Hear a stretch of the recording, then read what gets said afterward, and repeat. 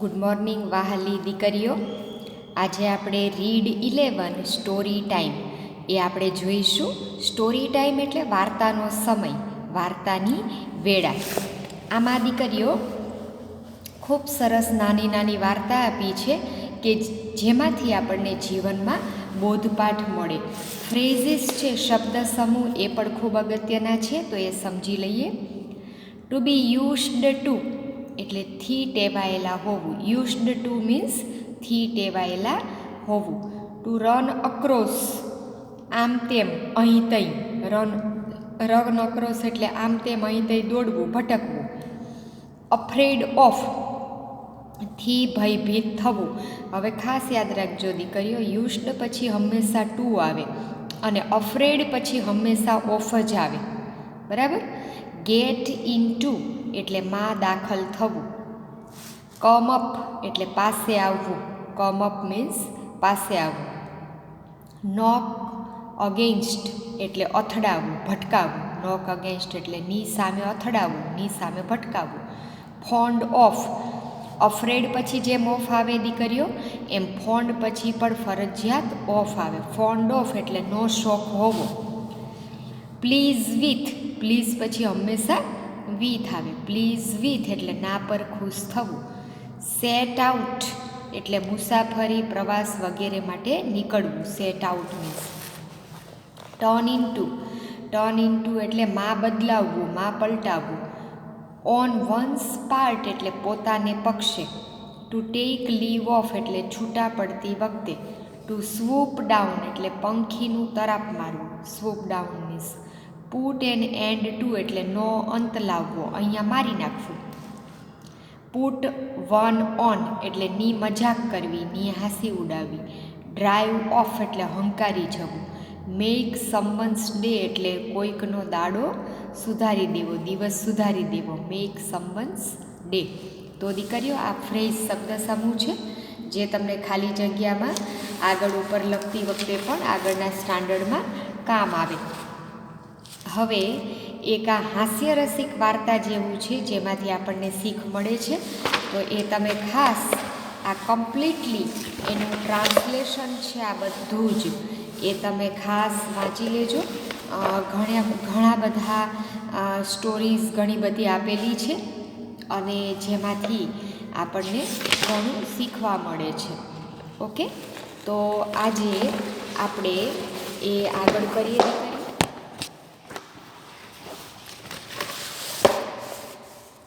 હા, એના પેરેગ્રાફ જોઈએ.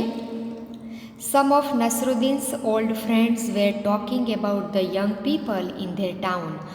નસરુદ્દીનના કેટલાક જૂના મિત્રો છે એ શહેરમાં યુવાનો વિશે વાતો કરી રહ્યા હતા.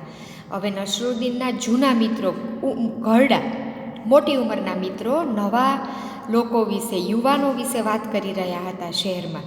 One of the old man said, એમાંના એક ઘરડા માણસે કહ્યું, young men are stronger than old main.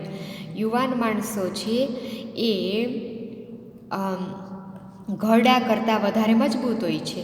All of them agreed that this was true. બધા જ સહમત થઈ ગયા કે આ સાચી વાત છે. એક્સક્લુડિંગ નસરુદ્દીન, નસરુદ્દીન સિવાયના. હી સેડ, તેણે કહ્યું, no I am as strong now as when I was young man. ના, અત્યારે હું જ્યારે યુવાન હતો એના કરતાં પણ વધારે મજબૂત છું. વોટ ડુ યુ મીન એટલે તું શું કહેવા માગે છે? સેડ ઇઝ ફ્રેન્ડ્સ એટલે નસરુદ્દીનના મિત્રોએ તેને પૂછ્યું. હાવ ઇઝ ધેટ પોસિબલ, આ કઈ રીતે શક્ય બને? વેલ સેડ નસરુદ્દીન, નસરુદ્દીને કહ્યું, બરાબર છે. In one corner of my field, મારા ખેતરના એક ખૂણામાં, ધેર ઇઝ અ રોક, એક ખડક છે. When I was a young man, મોટો પથ્થર, ખડક એટલે. When I was a young man, જ્યારે હું યુવાન માણસ હતો, I use to try to move it, હું એને હલાવવા માટે પ્રયત્ન કરવાથી ટેવાયેલો હતો. એને એમ કે ડગાવવું, હલાવવું એ પથ્થરને. બટ આઈ કુડન્ટ, પણ હું કરી શક્યો નહોતો. Because I was no strong enough, કારણ કે હું એટલો મજબૂત નહોતો. I am an old man now, હવે હું ઘરડો થયો છું. And when I try to move it, અને જ્યારે હું તે પથ્થરને ડગાવવાનો પ્રયત્ન કરું છું, હલાવવાનો પ્રયત્ન કરું છું, આઈ સ્ટીલ કેન નોટ, હજી સુધી પણ હું કરી શકતો નથી. તો દીકરીઓ, આમાંથી હાસ્ય નિષ્પન્ન થાય છે જ્યારે નસરુદ્દીન એકદમ યંગ યુવાન હતા, શક્તિશાળી હતા, ત્યારે ચાલ એ પથ્થરને ડગાવી શકતા નહોતા, તો અત્યારે તો હવે ઘરડા થયા તો ક્યાંથી કરી શકે, એટલે એક મજાક જોક છે આ. હવે એના પ્રશ્ન જોઈએ. What did N old main સે, ઘરડા માણસે શું કહ્યું? તો એનો ઓલ્ડ મેન સેડ ધેટ, ઘરડા માણસે કહ્યું કે young men were stronger than the old main, યુવાન માણસો છે એ ઘરડા માણસો કરતાં મજબૂત હોય છે. We did not agree with him, આ બાબત સાથે કોણ સહમત ના થયું? એગ્રી એટલે સહમત થવું, ડીડ નોટ એટલે નહીં. કોણ અસહમત થયું? તો Nasruddin did not agree with him, Nasruddin તેની સાથે સહમત થયા નહીં. વુ આવે દીકરીઓ એટલે ત્યાં વ્યક્તિનું નામ જ આવે. Third, I am as strong now as when I was young, who said these words, હું જ્યારે ઘરડો હતો પહેલાં હું જેટલો મજબૂત હતો એટલો જ અત્યારે, યુવાનીમાં જેટલો હું મજબૂત હતો એટલો જ હવે હું અત્યારે છું. હુ સેડ ધીઝ વર્ડ્સ, આ શબ્દો કોણ બોલ્યું? તો these words were said by Nasruddin, આ શબ્દો નસરુદ્દીન બોલ્યા. પછી fourth, would Nasruddin move the rock when he was young, Nasruddin યુવાન હતા ત્યારે એ ખડક છે એ ડગાવી શક્યા હતા? No, Nasruddin could not move the rock when he was young, ના, નસરુદ્દીન જ્યારે યુવાન હતા ત્યારે આ ખડક ડગાવી શક્યા નહોતા. How did Nasruddin prove his point, નસરુદ્દીને એનો મુદ્દો ક્યારે સાબિત કર્યો? તો નસરુદ્દીન સેડ ધેટ, કઈ રીતે સાબિત કર્યો? હાવ એટલે કઈ રીતે? તો નસરુદ્દીન સેડ ધેટ, નસરુદ્દીને એવું કહ્યું કે વેન હી વોઝ યંગ, જ્યારે તે યુવાન હતા, he was not strong enough to move the rock, ત્યારે તે ખડકને ડગાવી શકવા માટે પૂરતા શક્તિશાળી નહોતા. And now when he was old, અને હવે જ્યારે તે ઘરડા થયા છે, he still could not move the rock, હજુ પણ એ ખડકને ડગાવી શક્યા નથી. એટલે હાસ્યરસિક વાત છે. હવે દીકરીઓ આપણે સેકન્ડ પેરેગ્રાફ જોઈએ. વન ડે એ લેડી સો એ માઉસ રનિંગ અક્રોસ હર કિચન ફ્લોર, એક દિવસ એક સ્ત્રીએ તેના કિચનના રસોડાના ફ્લોર એટલે ભોંયતળિયા ઉપર એક ઉંદરડાને આમ તેમ દોડતો જોયો. She was very afraid of mice, mice એટલે ઉંદરડાઓ, માઉસ એટલે એક ઉંદરડો, એનું બહુવચન માઇસ થાય દીકરીઓ, ઉંદરડાઓ. તે ઉંદરડાઓથી ખૂબ ડરતી હતી. So she ran out of the house, તેથી તે ઘરમાંથી બહાર ધસી ગઈ. Got in to a bus, એક બસમાં ચડી ગઈ. And went to a shop, અને એક દુકાને પહોંચી. She bought a mouse trap, તેણી એક ઉંદર પકડવાનું પાંજરું લઈ આવી. The shopkeeper said to her, દુકાનદારે તેણીને કહ્યું, put some cheese in it, એમાં થોડુંક ચીઝ મૂકજો. And you will soon catch that mouse, અને ઉંદરડો તરત જ તમે પકડી શકશો. દૂધની આઈટમ ખાવા આવશે, ગળી આઈટમ ઉંદરડો એની સ્મેલથી ખેંચાઈને, અને તમે એને પકડી શકશો. The lady went home with her mouse trap, પેલી સ્ત્રી છે એ ઉંદરડું પકડવાના પાંજરા સાથે ઘરે ગઈ. But when she looked in her cupboard, પણ જ્યારે તેણીએ તેના કબાટમાં જોયું, she could not find any cheese in it, ત્યારે એને ચીઝ મળી શક્યું નહીં. She did not want to go back to the shop, તેણી ફરીવાર દુકાનમાં જવા ઈચ્છતી નહોતી. Because it was very late, ઘણું મોડું થયું હતું, કારણ કે ઘણું લેટ થયું હતું. So she cut a picture of cheese out of a magazine, તેથી તેણીએ શું કર્યું દીકરીઓ? એક સામયિકમાંથી, મેગેઝીનમાંથી ચીઝનું ચિત્ર કટ કર્યું. And put that in the trap, અને તેને પાંજરામાં મૂકી દીધું.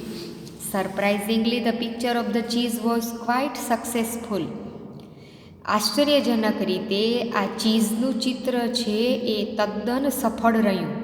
વેન ધ લેડી કેમ down to the kitchen the next morning, જ્યારે પેલી સ્ત્રી છે એ પછીની સવારે રસોડામાં નીચે આવી, there was a picture of a mouse in the trap, ત્યારે એ પાંજરામાં ઉંદરડાનું એક પિક્ચર હતું. Beside the picture of the cheese, ચીઝના પિક્ચરની બાજુમાં ઉંદરડાનું પિક્ચર હતું. એટલે ઉંદરડો છે એ ચીઝ ખાવા માટે આવ્યો, પણ ચીઝનું ચિત્ર જ હતું, ચીઝ ઓરિજિનલ નહોતું. એટલે પોતે પણ પોતાનું ચિત્ર મૂકીને બહાર નીકળી ગયો. એવી એક મજાક સરસ કરવામાં આવી છે. એટલે શું કહે છે? ક્યારેય પણ કોઈની છેતરપિંડી કે લુચ્ચાઈ કરવી ન જોઈએ. લુચ્ચાઈનો બદલો લુચ્ચાઈ અને છેતરપિંડીનો બદલો છેતરપિંડીથી મળે. બરાબર, હંમેશા સારા અને ભલા માણસ બનવું જોઈએ. તો આવા હાસ્યજનિક ટૂચકાઓમાંથી પણ આપણને ઘણું દીકરીઓ શીખવા મળે. પ્રશ્ન જોઈએ. What did a lady buy? પેલી સ્ત્રીએ શું ખરીદ્યું? તો a lady bought a mouse trap. પેલી સ્ત્રીએ ઉંદરડો પકડવાનું પાંજરું ખરીદ્યું. What did the shopkeeper suggest? દુકાનદારે એને શું સૂચન કર્યું? તો ધ શોપકીપર સજેસ્ટેડ ધેટ. દુકાનદારે એને સૂચન કર્યું કે she should put some cheese in the mouse trap. તેણે ઉંદરડો પકડવાના પાંજરામાં થોડુંક ચીઝ મૂકવું જોઈએ. Why did the lady not want to go back to the shop? પેલી સ્ત્રી છે એ દુકાનમાં પાછી ફરવા કેમ માગતી નહોતી? તો the lady did not want to go back to the shop because it was late. પેલી સ્ત્રી છે એ દુકાનમાં પાછી જવા માગતી નહોતી કારણ કે ઇટ વોઝ લેટ, ઘણું મોડું થયું હતું. What did the lady do when she did not find cheese in the cupboard? પેલી સ્ત્રી છે એ શું કરતી હતી જ્યારે તેને કબાટમાં ચીઝ છે એ જોયું નહીં?